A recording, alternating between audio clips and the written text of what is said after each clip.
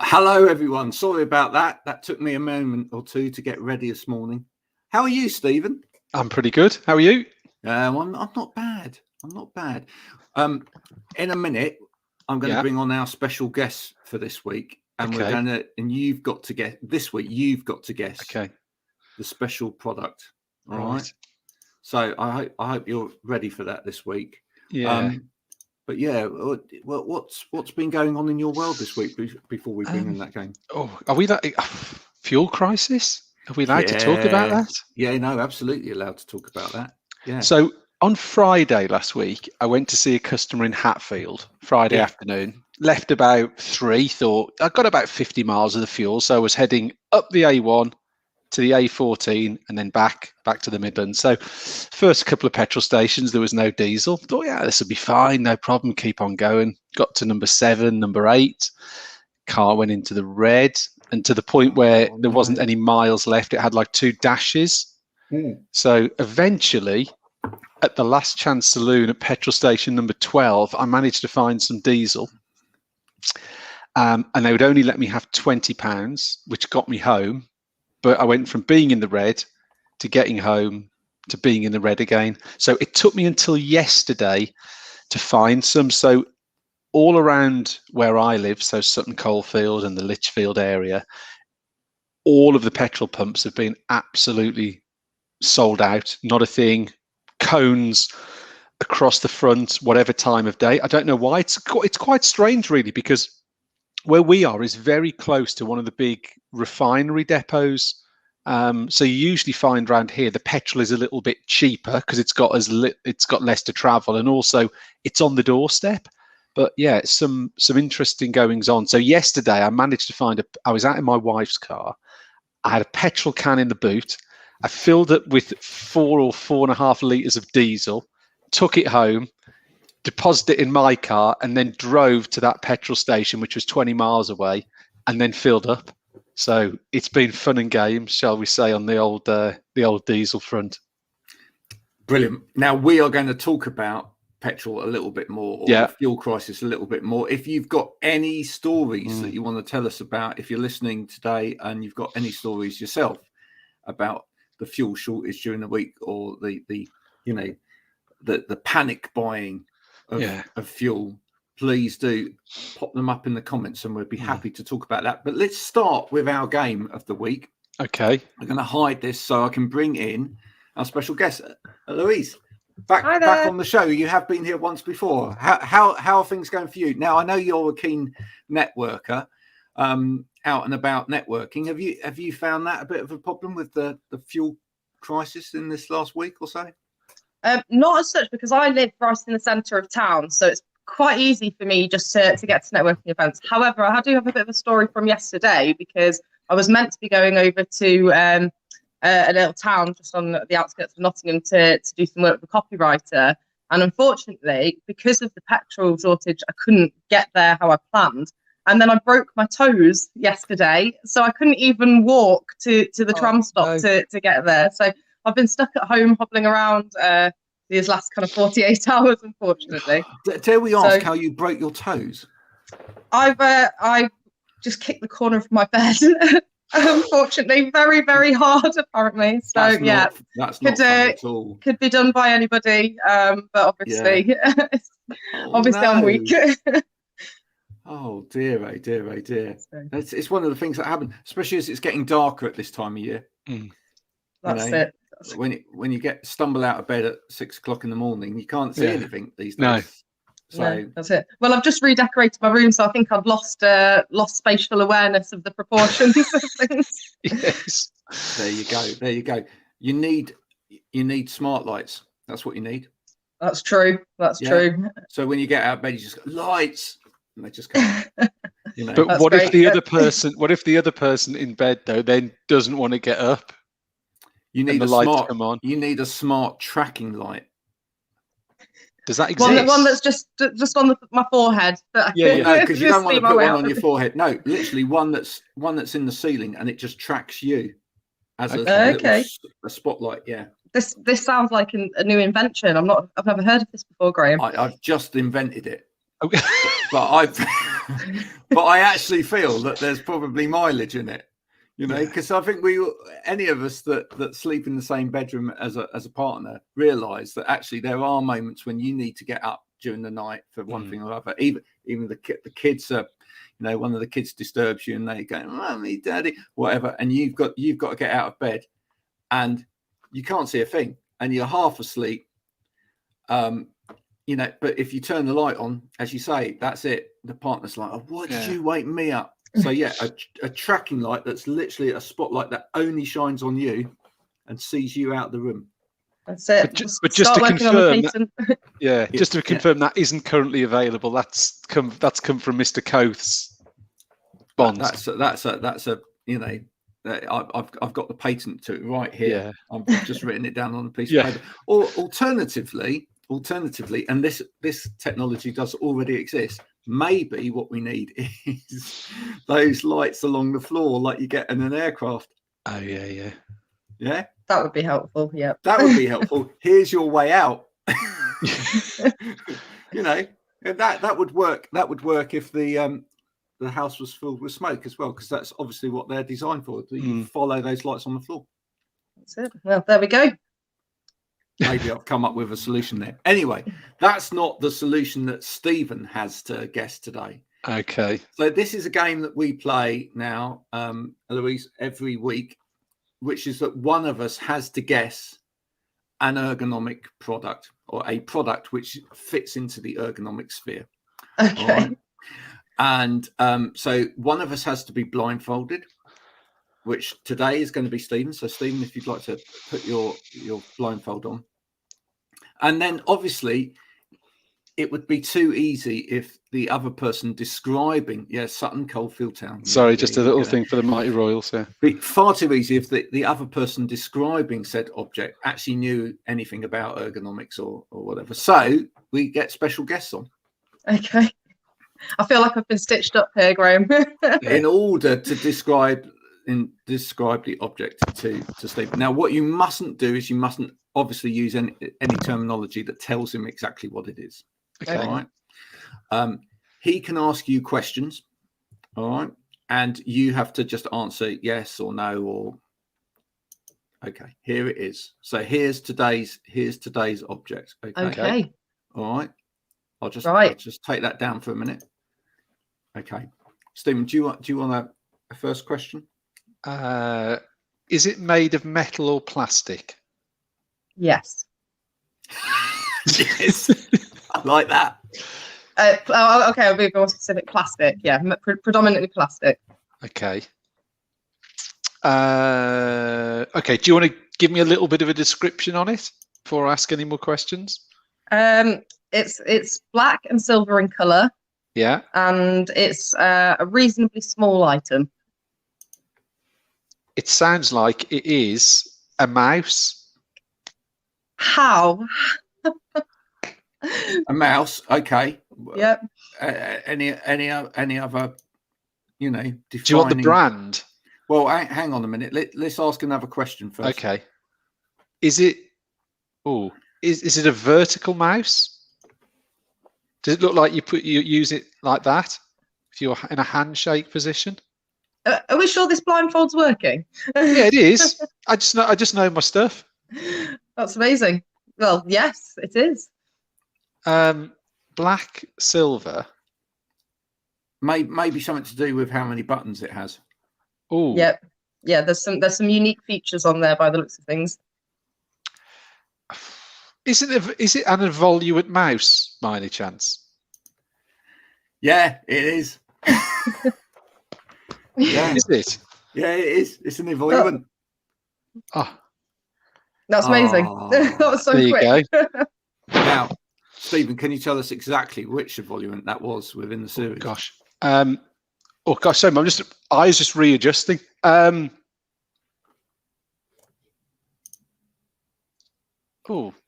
Is it the 4? Yeah, that's a 4. Look at that. You see, he knows his stuff. Hey, knows his onions. Very impressed. Knows his stuff. Next week, we're going to have to make that far, far harder, aren't we? Yeah, but hey, that's fine, because next week it's your turn to guess the product, you see, so you can make it as hard as you like. Well, you'll have to make it as hard as you like. Yeah, well, that can be. I can I've got a week to plan. I get a real stinker for you. So then we ask guests each week about the said product. Do you know why people use vertical mice, Eloise? I've never even seen one before, so it's news to me. Okay, so Stephen will now give you the lowdown as to why a vertical mouse. There you go. So, and I have a vertical mouse next to me, but not the one you just saw. So if you use a traditional mouse, I'm just getting my hand in the right place, you'd use it like that. Now, what that does, it creates issues for your carpal tunnel. So that's where people get a lot of issues, shoulder, elbow, wrist, when they're working for a long period of time. The idea behind the Evoluentis is you work with your hand upright in a handshake position. Okay. And therefore you find that you get far less stress and issues shoulder down to wrist. So therefore, rather than working that way, you're working that way in a handshake position. In fact, I'm going to take it a step further. Go on then. Louise, well, I didn't want to give all the answers. And go really technical with you. Okay. If you'd like to put your hand out as though you're going to shake mine now. Okay. Now, what I want you to do is feel what's happening in your wrist when you turn your wrist over. Can you feel it's tightening along here? Yes, yeah. There's a reason why that happens. You have two bones in your forearm. Do you know what those are? The tibia and the ulnar and the radius. No, very good. Not even close. I should have kept my mouth shut. Okay, so they form while your hand's in this kind of neutral position. They form this kind of shape. But when you turn your wrist, when you rotate your wrist, those two bones actually cross over. Okay, so immediately you get tension through the muscle group here, but also as they turn and whilst your hand's in that position, there is some tension and restriction along the carpal band. So it's actually to do with how the carpal can actually move in and out. So it's a form of tendinitis. Well, now you've given that example and done that exercise, I can absolutely feel what you were describing. And I'm surprised that I've never come across this before then, because you'd expect it to be the main kind of mouse that people use in that case. You'd hope. But you see, like a lot of things, when you buy a computer, the products that go with it tend to be the base level products. They tend to be the cheapest form of product that you can get, not necessarily the best for you physically. So, if at the end of the day, everybody out there in computing land was to be given a vertical mouse right from the word go, the price of a vertical mouse would be far, far lower. And therefore, we wouldn't think about it at all. It would be, we all have one of those. But that's not the case, you see. We all get these little mice that are, just make cheap do. And cheerful. Yeah, absolutely. And were a progression from those mice. Do you remember the ones with wheels, the little ball on the bottom that you used to have to take out and clean? Yes, or that would just drop out. Or showing our age. Yeah, that was the most annoying. You'd be midway through doing some graphics and it would just drop out, and then you'd be trying to put it back.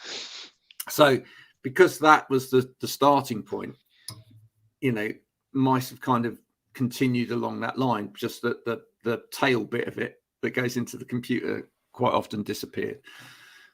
But so vertical mice, and they're not right for everybody, because there are other conditions that exist as well. But vertical mice, for a lot of people that do have those kind of carpal issues or tendinitis issues in the hand and wrist, really do work.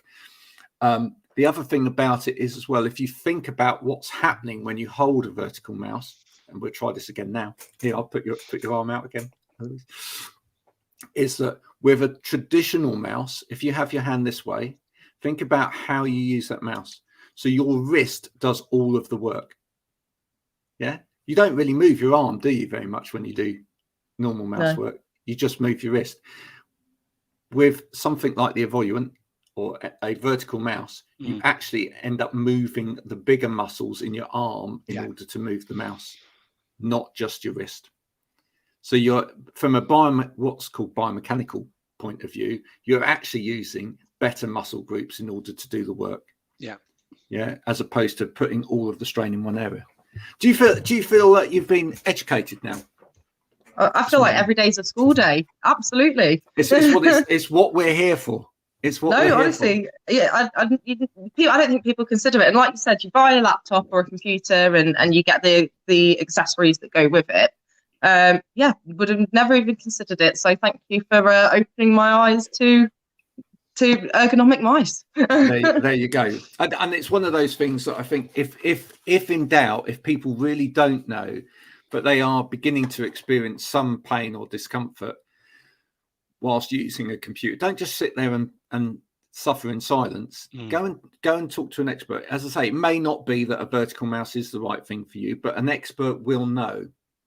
An expert will have a better understanding of how your work and your relationship to the environment and your physicality is impacting upon your health, and actually will be able to make good recommendations and advice in order to get the right equipment. And it's important because I've seen people over the years that have left it too late. I've seen lots of them. That's where you then go in and do workplace assessments. Typically is when it's too late.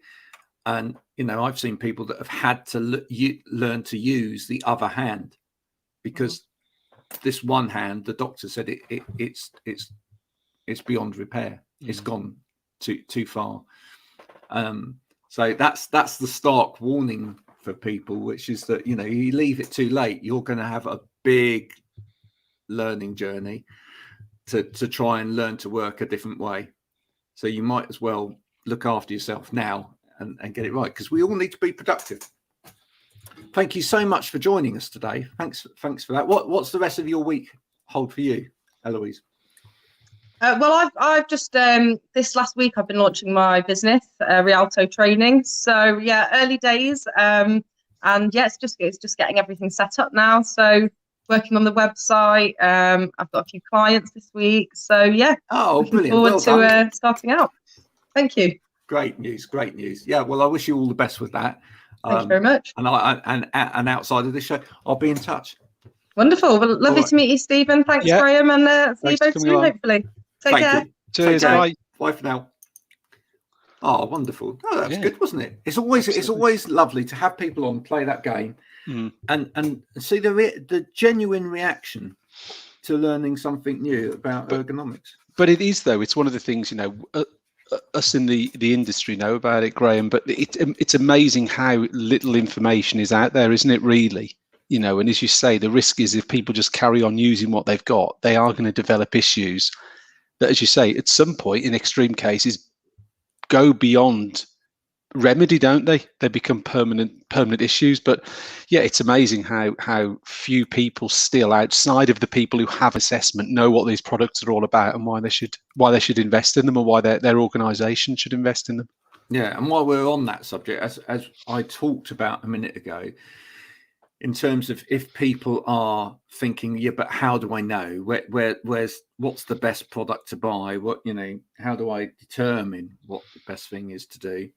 That the best advice that it can give is to seek out an independent assessor. Yeah, absolutely. Of which there are lots and lots in this country, highly skilled, highly qualified, who can really help and give some good responses, good support to get those problems resolved quite quickly. Yep. So if you're on social media now, if you're on your Twitter account or you're on LinkedIn and you're not quite sure what to search for, maybe look for ergonomic assessor or workplace needs assessor, something like that, and look for someone that's carrying out either what's called DSE, display screen equipment assessments, or workplace assessments. They're the kind of people that you want to gravitate to. And there's hundreds of these of highly skilled people, Graham. So there's a lot. There will be someone local to you, as well as there being a lot of national organisations. There will be, a number of these assessors based in the town in which you are, wherever you are throughout the UK. You will have someone local who can come and see you, I suspect, quite quickly and quite easily, and they can address those issues and resolve them quite quickly. This doesn't have to be a long process, does it, to remedy issues? Not at all. And if you're worried about someone actually physically seeing you, a lot of people can, unless you've got more complex issues, can probably see you and understand what your needs are through photographs and do it online. That is entirely possible. If it is more complex, then they may need to see. But what I would say is that, even the manufacturers of these products, and of course, you represent the manufacturer, but even the manufacturers of these products would far rather you went through an assessment process than actually just go and buy something off the shelf. Because at the end of the day, it's important that all of the bits and pieces that you get work in relationship to each other. And again, when you're looking at putting together an environment with adjustments in it, a good assessor will know what adjustments will work together. They know that if you're using a particular type of mouse, that you need maybe a particular type of chair to give the right arm support in the first place, that they will look at your desk height and your desk situation to make sure that's going to work together with everything else. That's the important thing, because otherwise what you'll do is you'll buy into one or two solutions and then think, well, this isn't really working. And the reason it's not working is because there are other elements of it that aren't right. So do seek out the advice first, and it's worth it. And most of those assessors as well will have some form of that they will have some kind of discount scheme, or will have some kind of influence in terms of the dealers as well, those that just sell, if they're not dealers already themselves. So there will be some kickbacks. So basically, the assessment piece will probably actually save you money. Because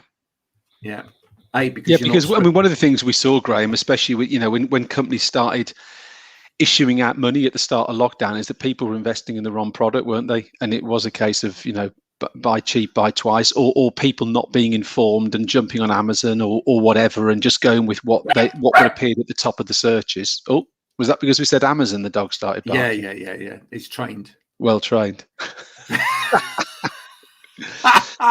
But that's the sort of thing, is that a lot of people did go and blow that money they were given from their company on the wrong product. So it's worth investing whatever it would cost for a good assessment. Well, actually, as you say, will save money in the long run, because you buy the right product. You're not buying the wrong product. Oh, this doesn't work for me, I've got to get something else. Absolutely. I think the investment in an assessment is absolutely paramount. So I want to come back to this. As a topic, because it's a brilliant topic, and it's and I saw you got dragged into a couple of LinkedIn conversations about this as well, didn't you? Yeah, dominated the news this week. So that someone posted about this morning, and I commented on it because they did a poll on it. Yeah, they beat you to it. I had bigger fish to fry. Yeah. The petrol crisis? Yeah, bigger than that. Yeah, and I'll come back onto the bigger fish in a minute. But someone was asking the question. I think it was Dowd was asking the question. Did you take part in buying petrol or diesel on a panic buy basis? And a very small percentage of people said yes, they did. And they said, well, please be honest about this, please be honest about this. And the majority of people were saying no, they didn't. But I just raised the point, which was how many people said that they didn't panic buy, but actually what they meant by that was they saw a whole load of people panic buying, and in their heads that's what they saw was as the panic buyers, and then they reacted to that to say, oh, but actually I do need some fuel soon, I better get down there and get in the queue and get petrol. And then so it opens up that whole conversation about who was really a panic buyer or who was just a responsive buyer to the panic buyers, and actually is it not just one and the same? If you got in a queue over the last few days, when you absolutely didn't really need to get fuel, and you weren't sniffing fumes in your car, then actually did you or did you not panic buy? Well, I mean, what's your opinion on that? I mean, it's difficult, isn't it? Yeah, it is. And the one that made me smirk was, I think, was on that thread, Graham, that you were talking on, where didn't someone say that someone in front of them in the queue had paid for £1.80 of petrol or something just to top up their tank? I mean, the reality is, it didn't need to get to this stage. There was a number of shortages in a certain geographical area in the country that's then led to an absolute explosion of queuing, anger, frustration, concern. All of this has been caused by, in reality, what was a small issue. I mean, there's been people, blaming the press and all this sort of stuff. I mean, that's a wider story. But I think for me, if you didn't need to go and get it, and you weren't going to use the petrol you'd got for the next 4 or 5 days, you didn't need to go. I mean, as I say, I went purely because I was in the red. So, for me, I needed to go. Had I had half a tank, 3/4 of a tank, I'd have just gone, I actually don't need to go. There will be people more needy than me. If there's an issue, they should be the people getting it. And I'm not just saying that, oh, look at me, being all considerate and all that sort of thing. I think a lot of people have been that way, but it's just got out of control. Some of it, I don't know, is it another stick to beat the government about driver shortages? There just seems to be, everything seems to get tied back to something, doesn't it, really? At the moment, it just seems to be a little bit of people want to jump on it. If it's not driver shortages, it's talk about not enough turkeys for Christmas, and next worried about stuff. And well, I was John Lewis organising special boats of stuff from me. I mean, the thing that sort of made me smirk with the whole thing about John Lewis bringing boats of stuff in from China is, let's be honest, do we need much of that plastic rubbish that's coming from China? I mean, do we actually need it? Can it not just stay there? I mean, how much of that do we actually need? Yeah. Well, I think, for a start, we could all make our own Christmas crackers, couldn't we? Yeah. What a fun activity. Here you go, boys and girls. What a fun activity to do with your kids prior to Christmas this year. Make your own Christmas crackers. Yeah. Even better, go to your local charity shop and find a number of small items that you can buy and put in those Christmas crackers. Right. Make your own jokes up, because frankly, the jokes in the Christmas cracker are awful anyway. In fact, you could have a theme. You could actually have a theme to cracker, because you go around the table on Christmas Day and you think some of the jokes are quite good, some of them aren't. But you could actually have a theme to the jokes in the Christmas cracker. Me and Odessa this morning were looking at accountancy jokes. Some of those are quite funny, and some of those I can't announce on there. But there were quite a number. You go looking on the internet, there were quite a number of accountancy jokes, and you think, well, there you go. You could actually have a theme that had maybe has some relevance to the family or whatever. Put in some little toys or whatever that would actually be of use to people. I'm sure you can buy paper. You can make paper hats. Make paper hats and put them in. But they always itch my hair. To be honest, I put it on for 5 seconds and then it's gone. So, I mean, going back to some of these, Graham. I mean, some of the things that you start when you get into these stories, it's a bit like unpeeling the layers of an onion. I mean, they were talking about there being a potential shortage of Christmas trees because although most of them are produced in the UK, some of them come from overseas. Again, why are we bringing Christmas trees from overseas? Well, what was the other one? Turkeys. There won't be enough turkeys for Christmas. This is where I want to move from the petrol crisis. It sort of starts as one thing, and then it moves into another, doesn't it? This whole story is psychology of the panic buyer. Yeah. What is it about panic buying that is useful to the market? That's the thing. I mean, a lot of people have started posting on this now as well. Saying, actually, a bit like Black Friday, which, has expanded out of all proportion. Yeah.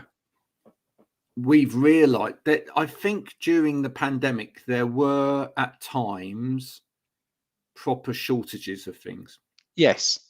and then there was proper panic buying around those proper shortages of things, and we really did see shortages, and we saw some real panicking. But those looking on actually saw this could be quite useful as a mechanism. Yeah. And you can tell that by a number of the posts that I've seen on social media in the past week, where people have taken the panic buy and they've turned it into a marketing campaign for their business. Now, I don't know whether you saw it. Several people shared it on LinkedIn over the past week. The photo of the pub. Yes. Did you see that? Yeah, I did. One particular pub with the chalkboard outside that said the A-frame board, wasn't it? Yeah, beer shortage, panic buy here now. Yeah, brilliant. But I've seen several posts of the same ilk. With people saying, recruiters saying, job shortage, panic, get your next job here. And people using it as marketing campaign. Is it what is it in our psychology, in our society, that creates this panic buyer as well? Is it an element, Graham, of a bit of keeping up with the Joneses, as it were?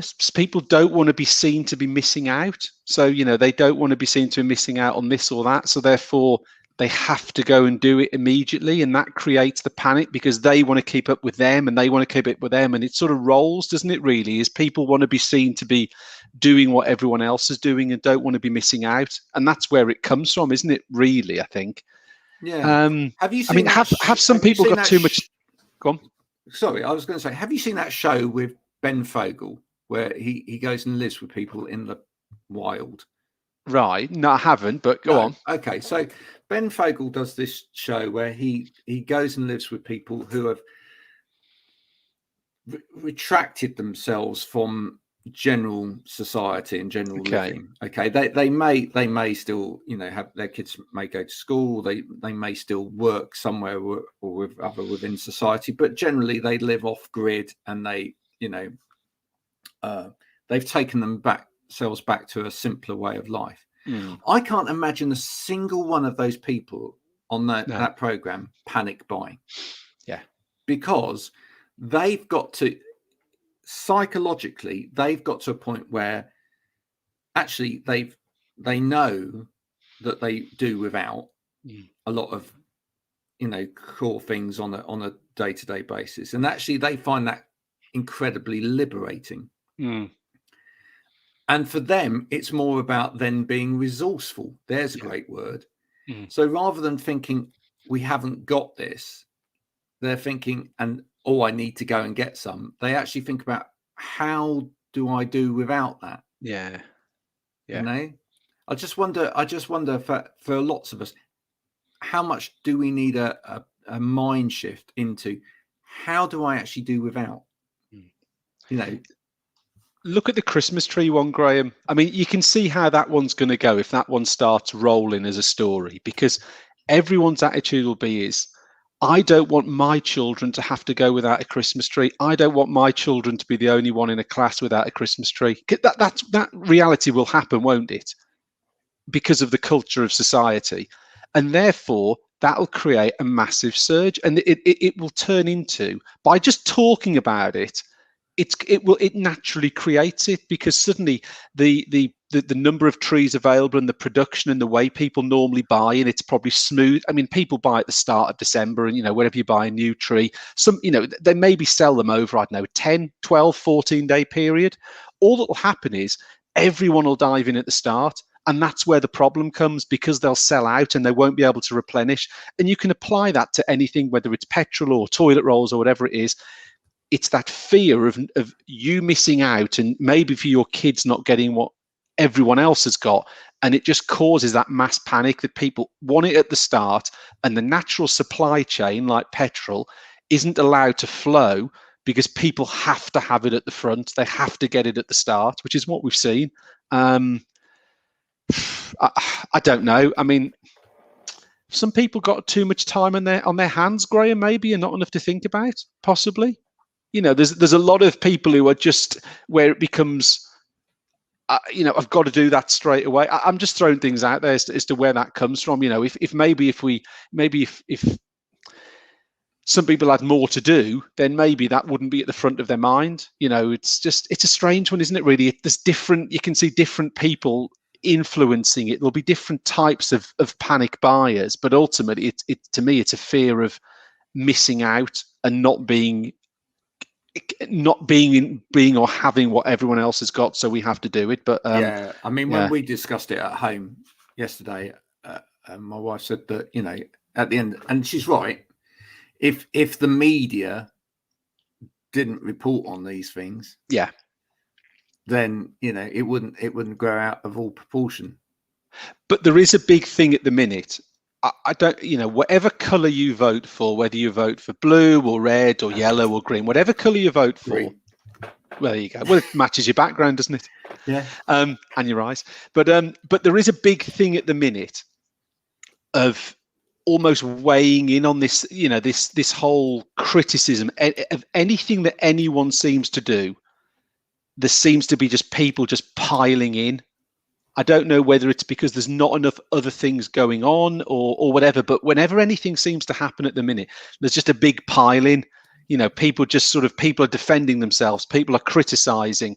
A lot of the criticism that you see coming through, I just don't see people offering up solutions. I just see people criticizing for the sake of it.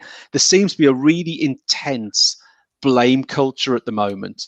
And any story that seems to happen always seems to come back to COVID and government and all this. To me, it's some of it just getting out of hand. It just feels like it's a football that everyone just wants to kick.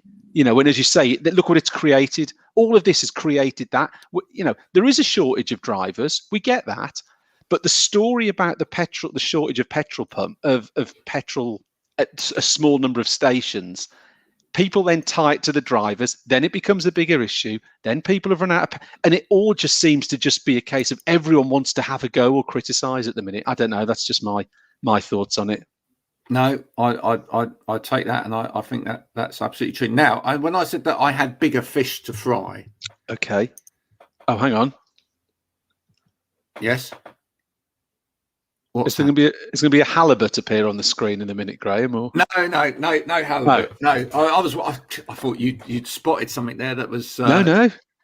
So the thing that I did the big poll on this week, right, was this.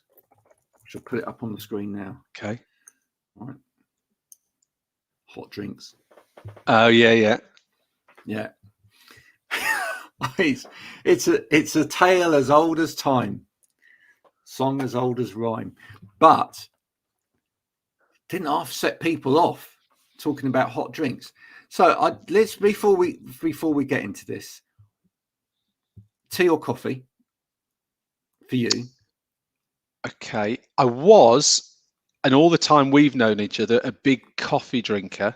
Right. But I have to say, about 6 weeks ago, I'll tell you when it was. I went to London about 8 weeks ago on the train and had a coffee and didn't feel great.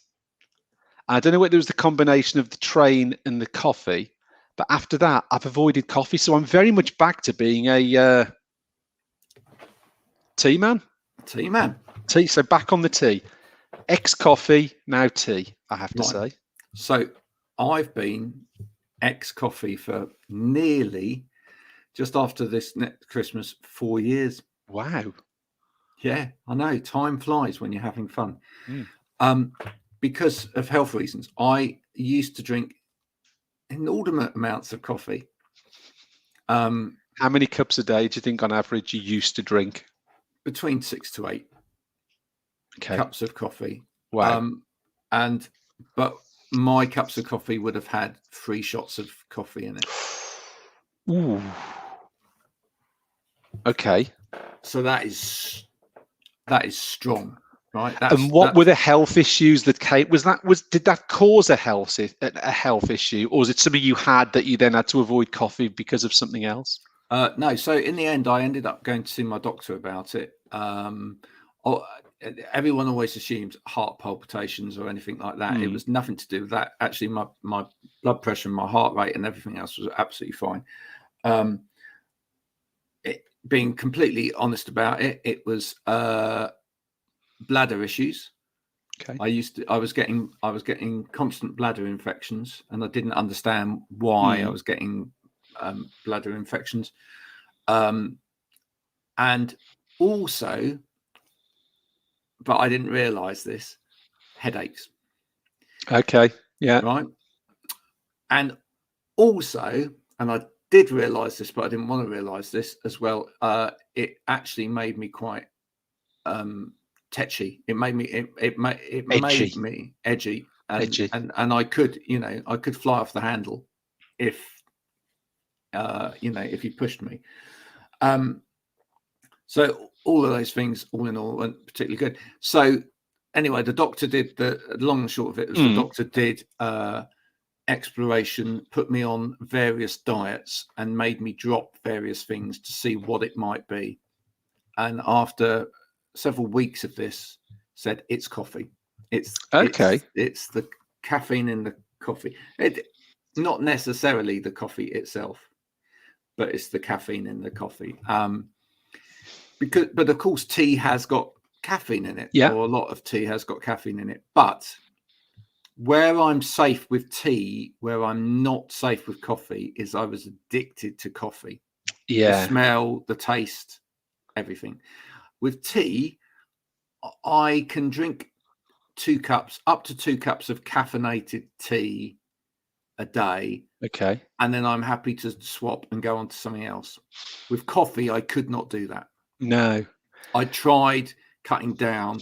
I tried moving to decaf or whatever. Oh, decaf's awful.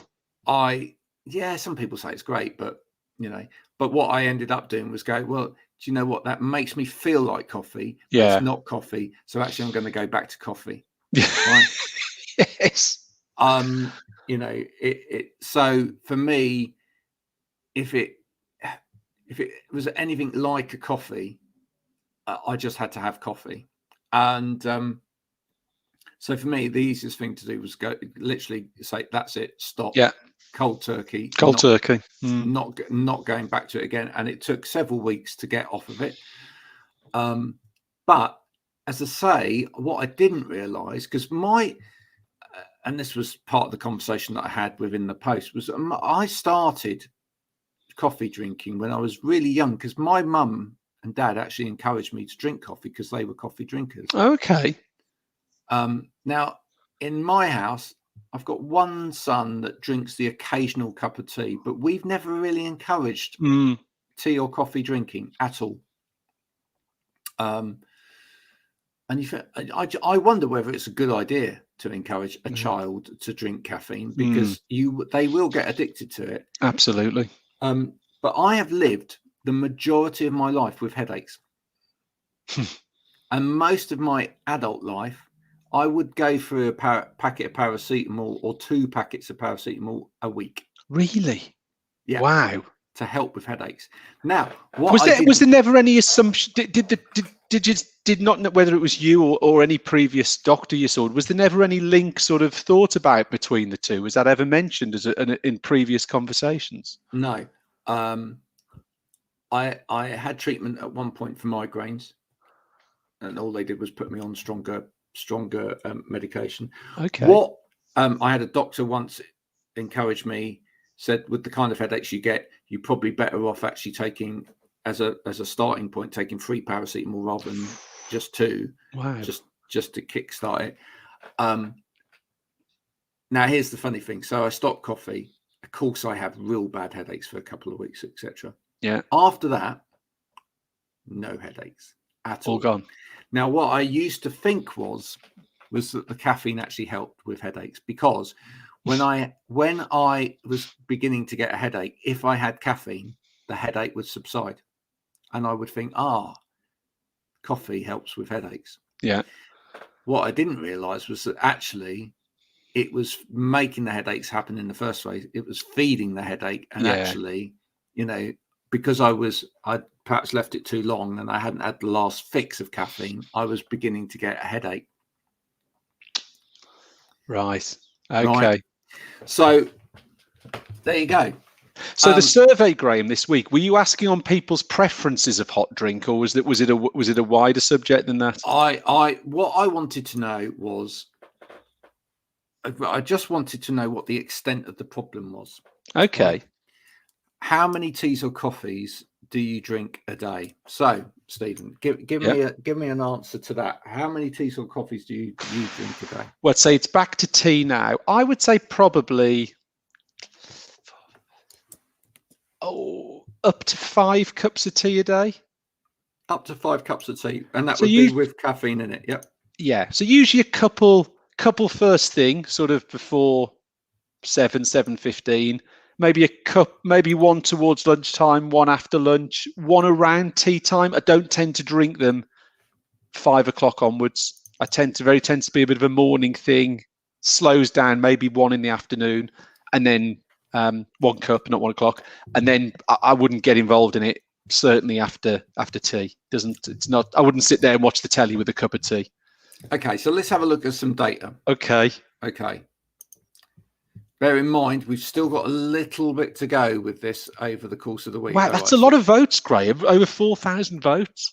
As you can see, so far, 95,000 people have viewed this post. Okay, wow. So it's obviously a subject that is of particular interest to people. Yeah. Over 4,000 votes. Now look at this, right? 10% of people now don't like teas or coffees. Okay. So that's quite good. More into their squashes or other things. Okay. 48% of us are around about 1 to 3 cups a day. I don't believe that, Graham. I'll be honest. I'm surprised about that. Interesting. So when I say I don't believe it, so that's the wrong thing to say. I'm surprised at that. I would not have thought you'd. I think if people have 1 or 2, they tend to run then into 3 or 4. I wouldn't have thought. I'd have thought the 1 to 3 and 3 to 5 would have been flipped. Yeah. 5 or more though, 17%. It's still quite a high percentage of people. Quite a high percentage of people, and there, within that, there were a number of people that said quite openly that it's like 8, 9, 10 cups of coffee a day. Yeah. Wow. Yeah. Absolutely. So, just some interesting advice and things that I picked up from like the health and well-being events and things that we've done in the past is that what I'm getting with the tea and coffee thing is that if you are going to have caffeine, try not to have it first thing in the morning. I remember you telling me that, which went against everything I did. I almost needed a coffee the minute I stepped into the kitchen, where you told me you shouldn't have it. You need it. So there's the addiction side of it there, right? Water first thing, folks, if you can, to kick off the day, not the caffeine, because apparently it actually has an impact upon your hormones. Which then have an impact upon your eating habits and your metabolism throughout the day. So, and wait until you've done breakfast to have your first caffeine shot of the day. All right. And if possible, as a lot of the dietitians are saying, perhaps don't necessarily have your breakfast too early either, because a lot of us maybe have breakfast too early in the morning. Now, you said that to me about trying to wait until sort of 10, half 10, weren't you? Mentioned to me, didn't you, when we spoke? Yeah. Wow. Yeah. So I think a lot of us are getting it wrong. We start with the caffeine kick. It makes us hungry. We eat early. Then we struggle throughout the day because we've started far too early with the whole lot of things. If only we could just last that little bit longer. And I have to say, I've been trying this. I've been trying it just with your oat biscuits. I've been trying just starting that little bit later, not having breakfast when the kids have breakfast in the morning, wait until I've actually started work, then have the breakfast, then have the drink, and actually find it much, much easier to stay off the snacks throughout the day. Isn't it an interesting one though? Because obviously that's aimed at adults, but for kids, that option of eating any later isn't an option because a lot of the kids are out the door by 8 o'clock. So it's almost a habit that we get into as children, isn't it? You've got to have, the old Weetabix, you've got to have your fuel to start the day and everything. I wouldn't dream of my kids going out the house at 8 o'clock without any breakfast. And maybe for kids that's fine because actually, and we're not saying, by the way, that we're dietitian experts or whatever. We're just discussing this to get comment. But maybe for kids that's absolutely right. But you're right as well. These habits that we form earlier on are then the difficult ones for us to kick later on. And as adults, it seems to be that the advice, whether it's right or wrong, and people can comment throughout the day, but it seems to be that the advice is start that little bit later. Try and start your eating later. Try and start your caffeine a bit later. Maybe even make, like they do in Europe, the middle of your day when you have your main meal. Yeah. So you're actually digesting that and wearing some of it off, and then eat a lighter thing in the evening, so you're not bloated and you're not feeling, and you're not feeling hungry again. We do seem to have really bad habits when it comes to eating. So how have we got into those, Graham? The interesting thing is how have we got into them, and how has that become the norm? That's the thing where be really interesting to see is why do we traditionally have lighter lunches and bigger evening meals in this country? And why have we? It's fascinating as to how there must have been some rationale to get into that, but actually when you study it, it's wrong. So what led us to get into that habit? I know that's something that I would really love to think. I'm sure it's about work. Yes, I'm sure it's about work and work culture, which brings us back to our wonderful conversation that we're always having about, does the work day and the way that we perceive the work day and the ideas about flexi work and hybrid working or need to change. Yeah. To help with lots of other things as well, not just productivity, but also to do with health, etc. Is this 9 to 5 that we've always perpetuated actually particularly useful to us? Yeah. Because that can mean for people an early start to get to the office. Your eating is regulated around working hours. Yeah, which might not be right. And therefore we're fighting everything else on a day-to-day basis. If you've got any comments on that, folks, it'd be really interesting to hear. But I do think this has a big part to play, and for anyone that's looking at it now going, well, yeah, but the title of this show is Wow Ergonomics. What on earth are these two guys talking about coffee consumption and diet for when it comes to ergonomics? Can I just say to people that, again, as someone that went out and did a lot of workplace assessments over the years, when you have these meetings with Oc Health or people in your business to talk about things like your work environment and maybe some issues that you're having in terms of pain or discomfort, etc. Do talk openly about your habits as well. Yeah, because sometimes we need to know that as the experts helping you. A famous case that I told you about several times was a young girl that I went to see at a bank who literally lived off McDonald's day in day out. And wasn't she having 2 or 3 McDonald's a day or something like that? Literally, that was her whole intake during the day was McDonald's every day. No one could understand why she kept falling asleep. Now, I'm not saying that that eating McDonald's is wrong or bad, but clearly, not varying your diet and not understanding how your diet impacts upon your physical well-being is a miss. Yeah. So do enjoy a McDonald's as part of a balanced diet within your diet. But it's like anything. It didn't need to be McDonald's. It could have been anything. It could have been that she just ate a bag of lollipops more than in the night. clearly she was not getting enough of certain things within her system, and it wasn't varied enough in order to help her. And also different people respond to different food types and drinks separately as well. So always be mindful, I would say, of what it is that you're drinking and eating at work. And if you're having physical complications of any one sort or another, make sure you talk about all of those things, because I didn't realize for years what implication that drinking coffee had on me. No. It was only until it became more acute and something had to give, and then realizing that cutting it out had these major impacts upon me health wise, that not even the thing that I went in for in the first place, but the change was made.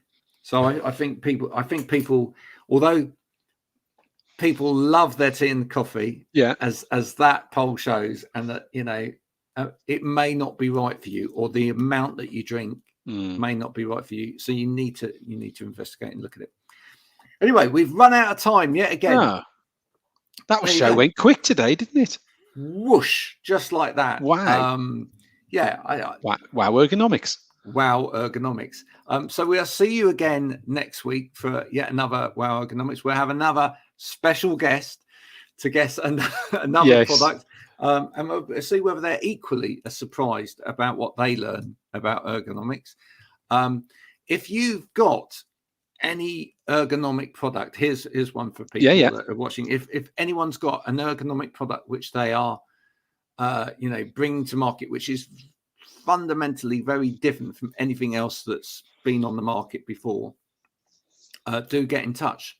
We're obviously another one, Graham, as well. I wonder if anyone out there who's bought anything during particularly the last 18-20 months of the pandemic because of working at home and is struggling with it and is finding it isn't helping their performance. That'd be really interesting to hear from them, to see if we could offer up any thoughts or advice as to something they're using and they're having issues and it hasn't resolved the problem, or it's actually exaggerating the issues as well. So we could almost be a little of a drop-in clinic, couldn't we, to see if we can help people? Or let's do that. I like that idea. So if you've bought something, whether it's a new chair, you've bought a new mouse, it might be a laptop stand, it might be anything, and it just hasn't quite done what you wanted it to do on the tin, and maybe you just need some advice with it, do get in touch, and we'll try and get you on a show going forward to perhaps just offer you some advice to say, with a little tweak here, a little tweak there, we might get this right for you.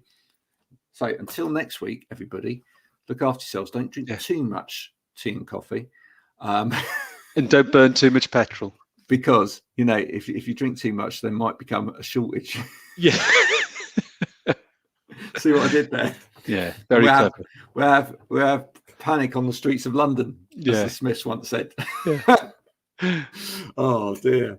So there we go. That's the last thing I want, is panic buying tea and coffee. No. Imagine the fights in the aisle for that. Oh, gosh, don't even go there, Graham. If there's panic buying of tea and coffee when we discuss it next week, it's on you. Yeah, absolutely. Everybody, thanks for coming. Bye for now. Take care. Bye.